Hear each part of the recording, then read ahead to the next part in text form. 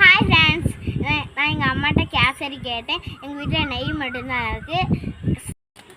ரவை, சீனி, கிஸ்மிஸ் பழம்னா கடையில் போய் வேண்டர்லாம் வாங்க.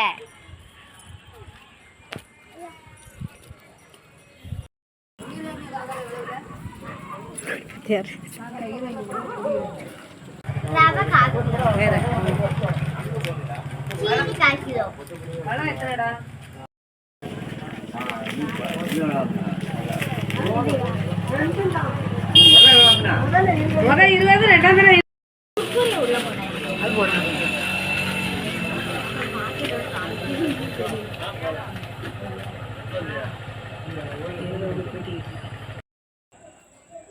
இங்கே பாருங்க, கேசரி செய்ய நெய் இருக்கு, ரவை வாங்கியாச்சு, கேசரி பொடி வாங்கியாச்சு, முந்திரி பழம் வாங்கியாச்சு, சீனி வாங்கியாச்சு.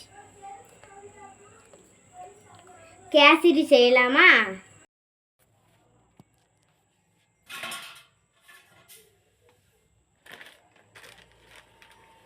மக்களே, பக்கத்தில் இருக்க சூப்பர் மார்க்கெட் போய் இந்த என்னென்ன தேவை, கேசரிக்கு என்னென்ன தேவை அது ஃபுல்லாத்தையும் சாக்கு நிறைய வாங்கிட்டு வந்துட்டோம் மக்கள். 2 கிளாஸ் ரவை அளந்து தட்டில் கொட்டியாச்சு.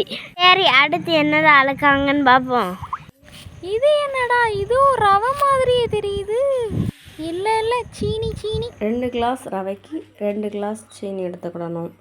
ரவை கொஞ்சம் பெரிய சைஸாக இருந்ததுனால 2 டம்ளர் ரவைக்கு 5 டம்ளர் தண்ணி சேர்த்துருக்கேன், இல்லைனா 4 டம்ளர் தண்ணி போகும். அடுத்து பாத்திரத்தில் கொஞ்சம் நெய் ஊற்றி முந்திரி கிஸ்மிஸ் பழம் வறுத்து எடுத்துகிட்டு அதே பாத்திரத்தில் ரவையை வறுத்து தனியாக எடுத்து வச்சுருக்கோம். அடுத்து தண்ணி ஊற்றி தண்ணி கொஞ்சம் கொதிச்ச பிறகு கேசரி பொடி கொஞ்சமாக சேர்த்துட்டு வறுத்த ரவையும் கொஞ்சம் கொஞ்சமாக சேர்த்து கட்டி பிடிக்காமல் கிண்டிக்கிட்டே இருக்கணும். நம்ம கிண்டும் போது ரவை வெந்ததும் ரவை பாத்திரத்தில் ஒட்டாமல் சுருண்டு வரும். அப்போ நம்ம சீனி போட்டு நல்லா கட்டி பிடிக்காமல் கிண்டணும். கடைசியாக முந்திரி பருப்பு, கிஸ்மிஸ் பழம், நெய் எல்லாம் சேர்த்து நல்லா கிண்டிகிட்டே இருந்தோன்னா கேசரி ரெடி. பாப்பாட்ட சொல்லி வச்சுருக்கேன், பாப்பா டேஸ்ட் பண்ண மாதிரி டேஸ்ட் பண்ணிவிட்டு கேசரி சூப்பர்னு சொல்லியிருக்கேன். பாப்பா என்ன சொல்கிறான்னு பார்ப்போம். சூப்பர்.